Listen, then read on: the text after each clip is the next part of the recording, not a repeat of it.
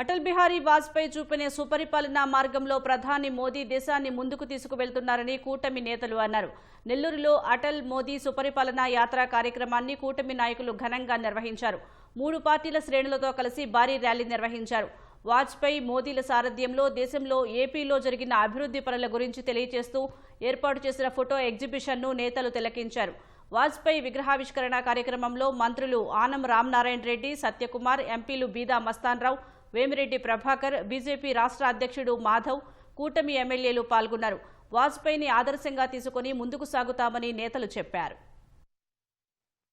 ఇవాళ వ్యక్తిగత విమర్శలు, వ్యక్తిగత విన్యాసాలు, రకరకాలుగా రాజకీయాలు భ్రష్టుపట్టేటువంటి సందర్భంలో ఇటువంటి సమయంలో ఇటువంటి మహనీయులను గుర్తు చేసుకోవడానికి, శాశ్వతంగా వాళ్ళు మన హృదయాల్లో నిలిచిపోవడానికి శిలా విగ్రహాలను పెట్టుకోవడం అందరికీ ఉపయుక్తంగా ఉంటుంది.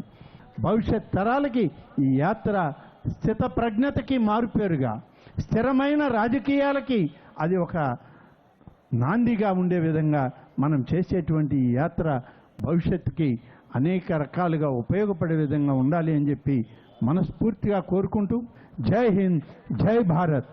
ఒక సాధారణ కుటుంబం నుంచి అసాధారణ స్థాయికి చేరిన నాయకుడు అటల్ బిహారీ వాజ్పేయి గారు 6.5 సంవత్సరాలు ప్రధానమంత్రిగా ఉన్నప్పుడు ఒక కనెక్టివిటీ రెవల్యూషన్ తీసుకోవడం జరిగింది. ప్రతి గ్రామాన్ని రహదారి సౌకర్యం కల్పించే దిశగా ఆయన వేసిన పునాది ఇవాళ మళ్ళీ నేటి ప్రధాని హయాంలో 8 లక్షల కిలోమీటర్లు 4 లక్షల కోట్లు ఖర్చు పెట్టడం జరిగింది. 99% గ్రామాలకు రహదారుల నిర్మాణం పూర్తయి.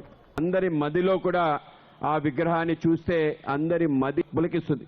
కార్యకర్తల హృదయాలైతే ఉప్పొంగుతున్నాయి. ఎందుకంటే ఒక నిష్కలంక చరిత్రుడితో పాటు ఆయన స్వతంత్ర సేనాని. ఇందాక అడిగాను పెద్ద రామనారాయణ రెడ్డి గారికి, ఇక్కడ ఈ విగ్రహం ఉంది, ఈ జంక్షన్ పేరు ఏంటంటే జంక్షన్కి పెద్ద పేరు లేదన్నారు.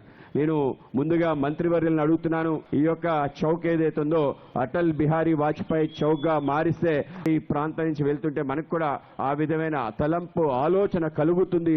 ఆ విధంగా త్వరలో చేస్తామని చెప్పే సందర్భంగా మీకు తెలియజేస్తున్నాను. ఈరోజు వాజ్పేయి గారంటే ఒక ప్రజాస్వామ్య విలువలకి ఆయన నిలువెత్తు ఒక నిదర్శనం. ఎన్నికలంటే ఎన్నికల్లో గెలిచి పదవిలో కూర్చోవడం కాదు, ప్రజాస్వామ్య విలువల్ని కాపాడి ప్రజల యొక్క హృదయాల్ని మనం గెలుచుకున్నప్పుడే అది నిజమైన ప్రజాస్వామ్య ఎన్నికలని చెప్పినటువంటి వ్యక్తి శ్రీ అటల్ బిహారీ వాజ్పేయి గారు. ఈ దేశంలో ప్రతిపక్షం ఎవరు కూడా విమర్శించడానికి ఏమీ లేదు.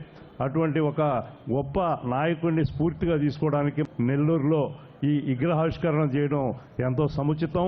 ఫస్ట్ రోడ్స్ మీద ఆయన పెట్టిన శ్రద్ధ, ఈరోజు కూడా చెప్పాలంటే మనం ఎవరు కూడా రోడ్డు మీద పోతున్నప్పుడు ఒక గ్రీన్ బోర్డు చూస్తాం, చూసినప్పుడు వాజ్పేయి గారు గుర్తుకొస్తారు.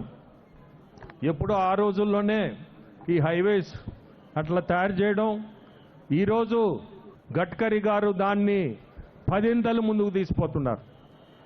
ఎక్కడ ఏ రోడ్డు అభివృద్ధి కావాలన్నా దానికి బడ్జెట్ అనేది చూడకుండా ప్రతిదీ కూడా శాంక్షన్ చేయడం ఈరోజు మోడీ గారి ప్రభుత్వంలో చాలా మంచి పరిణామాలు.